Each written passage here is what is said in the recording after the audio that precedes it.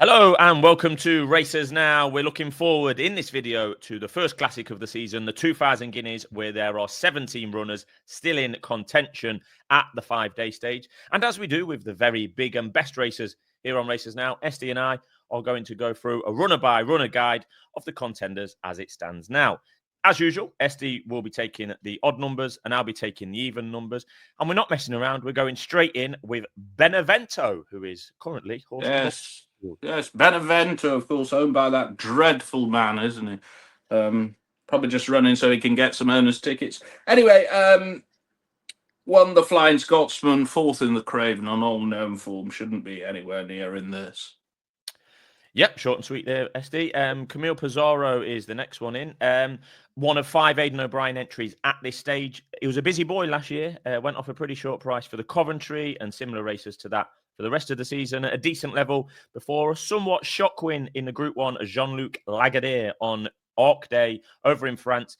A fairly gentle ride on seasonal reappearance in an all-age race, which is an unusual route to classics, but probably doesn't stay a mile and probably won't be running in this race anyway. I think he is French-bound. We're probably going to say that a few times this evening. Yes, a bit disappointed that, isn't it? Not for that horse, but just generally. Cosmic Year 1 doing handstands. It's only 2 starts. The time wasn't very good at Kempton. I think a 50-odd rated horse did a better time on the night, and it wasn't well, in terms of form, it's a lot to find. I mean, people will say, obviously, it ran at Kempton last year and said it last year's winner, yada, yada, yada. But it's a lot to find, and I don't think it's going to run anyway, is it? Yeah, one of 3 Juddmonte horses contenders at the moment, and I think they're going to split them up. This Cosmic Year is actually entered in a 7-furlong race on Friday at Newmarket. Next in the list is Expanded, who has been on my shortlist or long-term fancy for this race for some time until, unfortunately, he appears to have been pointed in another direction away from Newmarket by his trainer, Aidan O'Brien. He is left in at this 5-day stage, but he is not the number 1 contender for Ballydoyle. And it appears an unlikely runner if you go by what the exchanges say. If he was entered Thursday, it would be bang of interest for me. I thought he ran a cracker in the Dewhurst in what was a very funny 5-runner race, and that was just a week after his debut. But as we stand now, an unlikely runner. I'd back him if he ran, I have to say. I think he's got an excellent chance. It's exactly as you said. Horses don't tend to come out and come second in a Dewhurst when they're a week after the debut. I can't remember the last horse that did that. I'd run him. Field of Gold, well, absolutely dotted up in the Craven, but certainly the gaps came at the right time, didn't they? I'm not sure he beat much either. I think we've already alluded to Benevento, and certainly you'd want him to beat Benevento by more than 4 lengths on Saturday to be competitive in this. To me, I don't know. His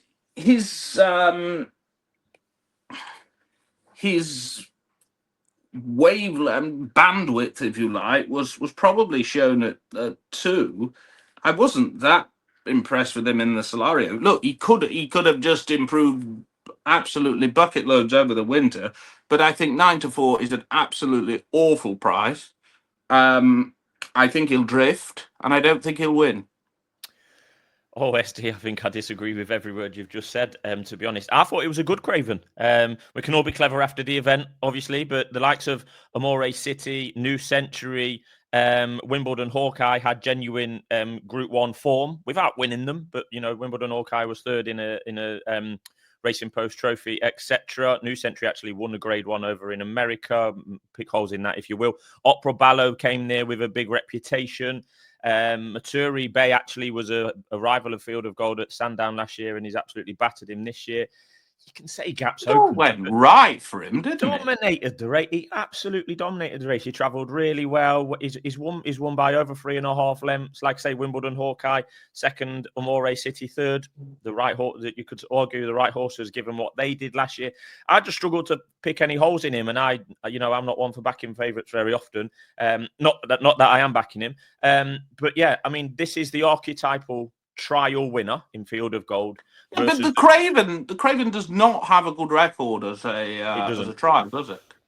It doesn't. But we spoke on this channel before the Craven, where I put up Opraballo. He was disappointing ultimately. But we did say beforehand, well, I did, that I thought it was a pretty strong renewal of the Craven. So we can all pick holes in it after. But I think beforehand, it looked a decent enough race to me. Wimbledon, Hawkeye, and Amore City brought the best UK form to the table. They were second and third, put bang in their place by a field of gold. I think last year, the way he was campaigned as well, he won that Solario in nice fashion, went over to Longshot where it didn't go to plan. It was probably too soft, let's be honest, in that Jean-Luc Lagardère won by Camille Pizarro. And as the race as a whole, with the field of gold at the top of the market, I don't see him drifting. I think that because punters can see that he's been out this year and won this year, he's obviously the leading UK contender. There'll be a narrative around it with the Gosdens or John Gosden that's never won this race before. I don't necessarily see him drifting. And it is the archetypal setup in this Guineas that we get regularly with a trial winner, one that we have seen this season. He's been out. He's won well against the Group 1 winning juveniles that we are yet to see this season. We're going to come on to most of them. Twain, Scorphy Champ, Shadow of Light, maybe expanded if he runs. So, yeah, we're going on known form this year against juvenile form last year. I think Field of Gold's very solid. Am I backing him? No. But I disagree with you in terms in quite a few things that you said. And I'm guessing you disagree with me. And that's how it goes. Well, it does. It does. Thank God for that. Well, it can't win now, can it? Next on the list is one of mine, an even number at the moment. Green Impact, an under the radar type content. Camera fogging up. I'll just unfog it. Oh, great. Well, as long as we can see you in high definition SD, that's what the viewers want. Look at this. I look like it stars in their eyes. I don't know what's going on. Green Impact, somewhat under the radar. That's made it worse. Give me a second. An Irish contender for Jesse Harrington. Stable does not run horses in UK Classics for the day out, that is for sure. He beat Racing Post Trophy second Delacroix twice last season. That one's trained by Aidan O'Brien. That's good form. That horse, Delacroix, has been out and won this season already. It's a straight track and a big field for the first time for this Green Impact. The yard did have Racing Post Trophy winner Hot as Hell that could have ran here, but they've elected to run this one and this one alone. Like I say, he's won a Group 2 in Ireland, round a bend at Leopardstown, 4 runners. Before that, he won his maiden with 8 runners around a bend. This is a very different task for Green Impact, but a definite unknown quantity type contender. I'd like Henri Matisse if he ran. I really would. I know some people didn't like him at Leopardstown on the comeback, but personally, I thought it was all right. I thought he showed battling quality. He was a bit wayward at 2. I think he's a bit of a boy, isn't he? He's shown on a few occasions that he can hang, but he won the Breeders' Cup on rattling fast ground. There's a good deal of form in the book. He's had a run, and if he's just a little bit more tractable and Aidan runs him, that 16 would look very big. Yeah, I think as I read between the lines at the moment with the Aidan O'Brien bingo, I think Henri Matisse might be the second most likely runner from the Aidan O'Brien 5 in there at the moment. But you have just rung somebody asking them what's going to run. I did, yeah, and I said reading between the lines and playing Aidan O'Brien bingo. I didn't claim it as an exclusive thought from myself. We try and gain as much information as we can before coming live on YouTube. Next on the list is live. Me and you are live right now. The next on the list is Jonquil. Same ownership as Fielder's Gold and Cosmic Year. Winner of what I thought was a distinctly average Greenham. I definitely thought the Craven was a better renewal in comparison to the Greenham. But he is another that unfortunately is more likely to be going to France. Yeah, just on that, it's an interesting horse, isn't he? It's just whether he produces it second time up, because there was a lot right with that Greenham when an awful lot right with it. I'd run it.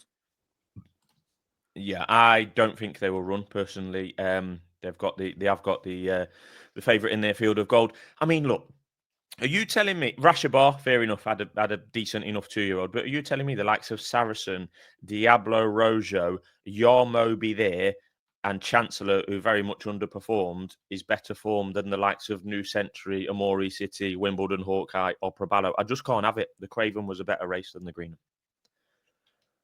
Yeah, and one's 8 times the price of the other. It's all about percentages this game, sir. Yep, it is. But I don't think he'll run anyway, Jean Quill. Right, moving on Now, to. ruling court, I don't know, I haven't had a chance to look. I mean, he was talking about ruling court being a Dante horse, wasn't he? So Yep. what do the exchanges say? Because I actually think if he ran, he'd have a chance. I mean, he wasn't doing handstands at Maiden. He looked very, very good in that Sandown Maiden, didn't he? I mean, okay, he was only third at Well, it's a good York race, that. It was a good race. York in the Acomb, but that was only the second run. And I think if this horse does run, he's got an excellent chance. I'd much rather back him at 8-1 than I would the Jolly at 2. Put it like that.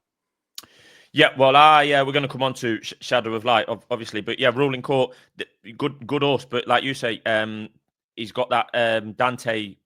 There was talk about him being better over further. We're going to come on Shadow of Light. There was talk about him being better over shorter. So Charlie Appleby's got some, two different profiles there. Which one will William Buick ride? We don't know. But at the moment, to have ruling court shorter than Shadow of Light is just not on for me. And we'll touch on why in a moment. Ruling court's best achievement today is winning a Maidan listed race at 4-9. I mean, yeah. No, but to be fair, he's got a pretty bloody good chance here.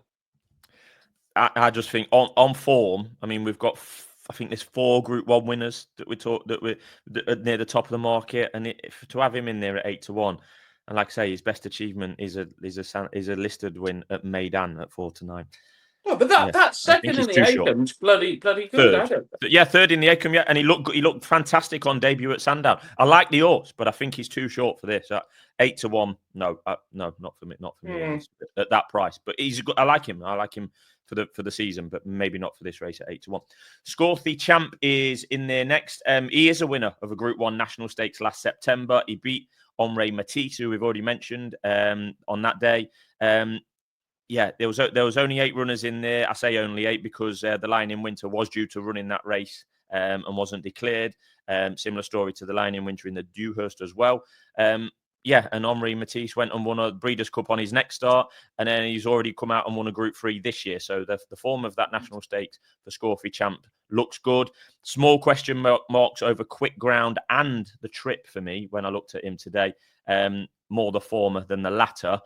Quick Ground, I think, might be a problem for him, and the forecast does look to be set fair this week. Joseph O'Brien pretty confident, but he'll be on the long list if you like, but I don't think he would quite make my short list. That's Scorthy Champ, who is around 9-1 currently. Yeah, Seagull's 11. Well, you know what? On form, he's not a million miles off. There's a lot worse 50-1 shots. You could say he didn't handle America and he didn't handle soft in the Dewhurst. But he was third behind the right horses, behind Scorthy Champ and Henri Matisse at the Curragh. It wouldn't surprise me if he nicked a place. Really, really wouldn't. I think 50 might be a tad too big. I've not backed him. It just wouldn't surprise me at all if he ran well. And he's very streetwise.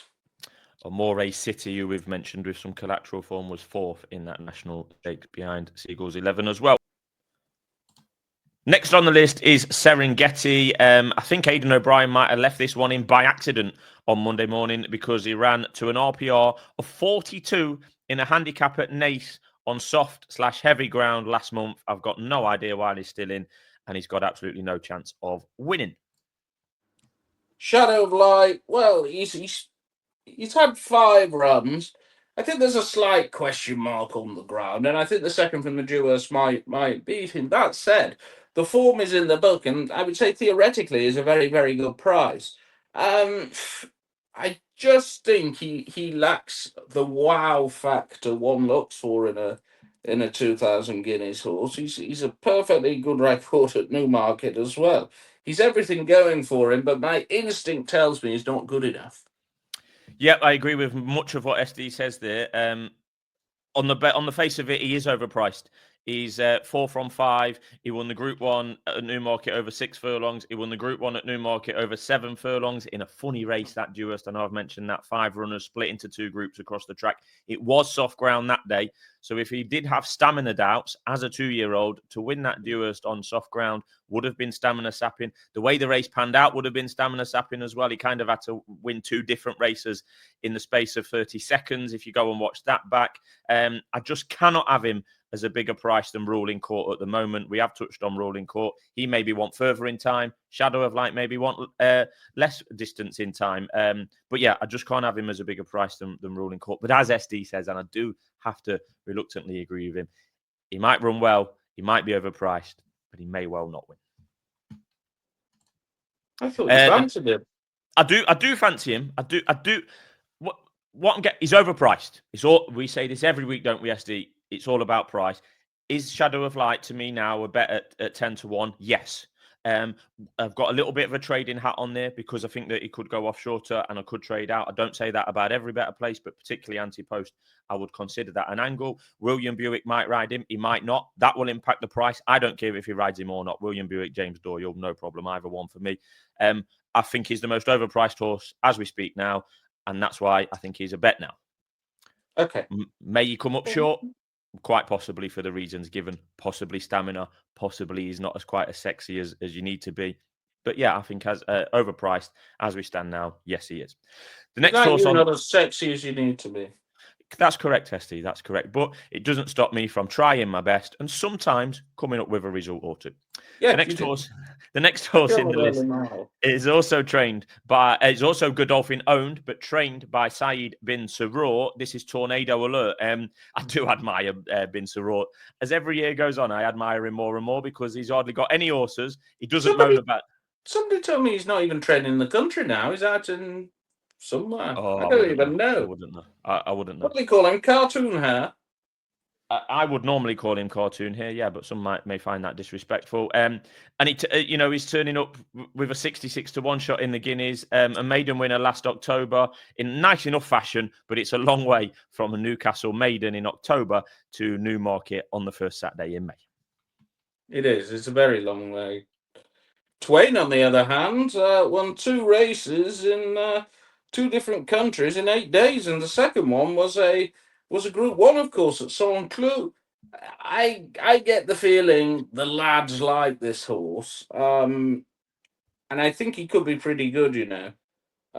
I think it probably speaks volumes that they're not throwing a load of darts at this. Maybe they've been scarred, or maybe they think they've got the winner in the shape of Twain.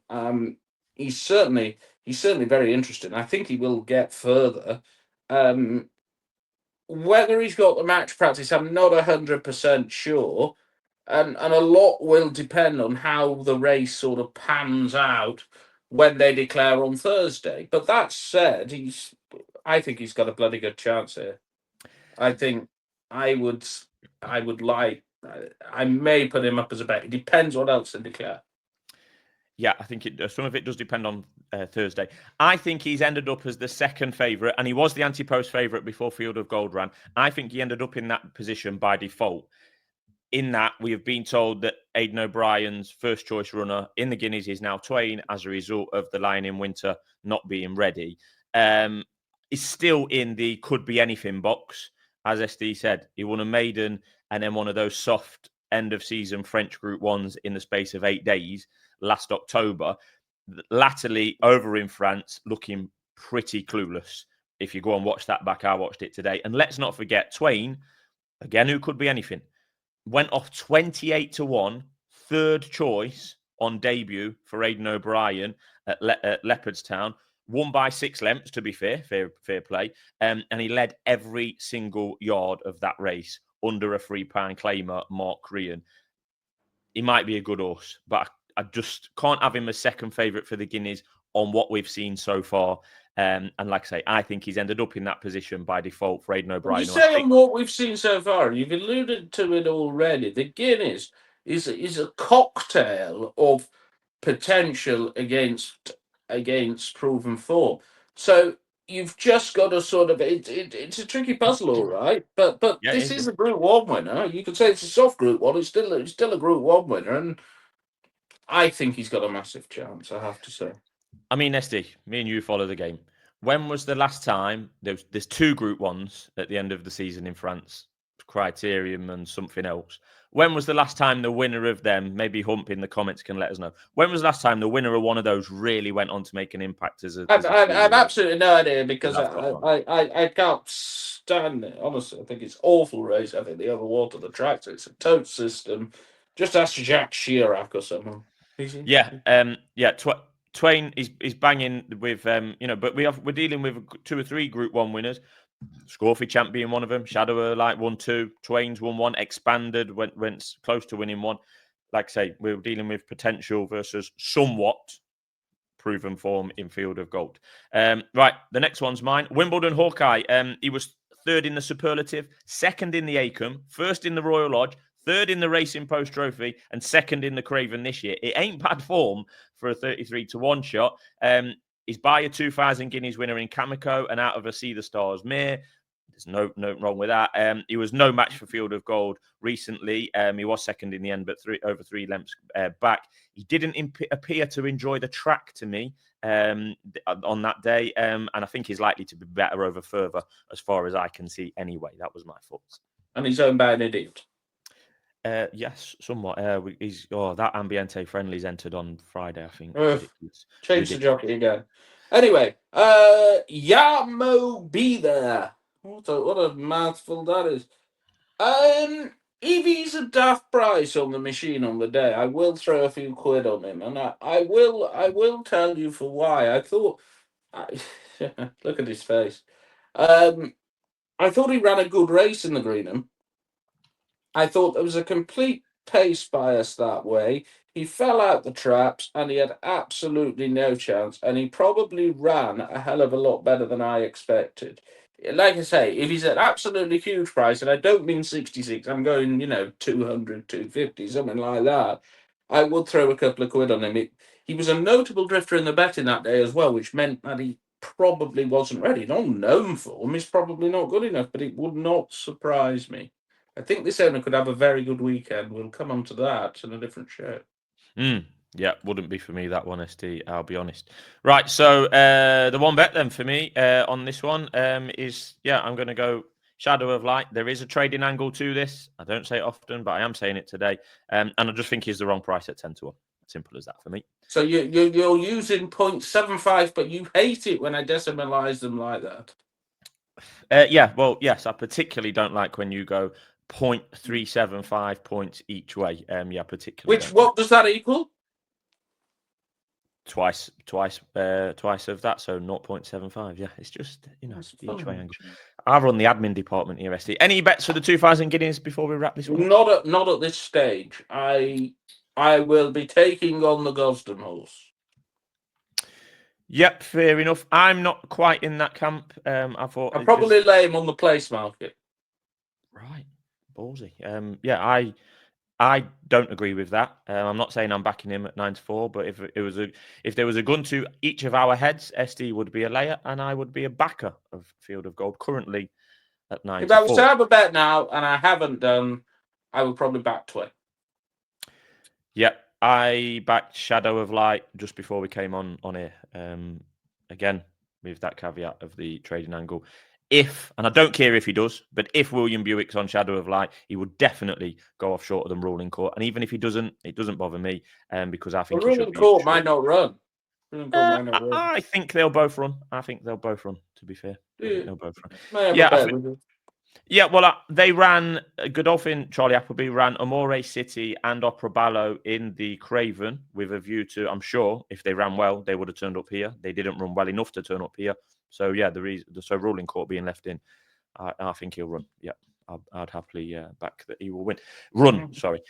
Right, okay, we'll wrap that up. That's every runner of the 2,000 guineas at the 5-day stage previewed here on Racers Now. We'll be looking forward and doing similar with the 1,000 guineas, and also there's a lot of anti-post races this weekend priced up, and we'll be looking forward to those as well. So thanks for tuning in, and SD's Daily Tips, as usual, around 8 o'clock on Twitter every single day.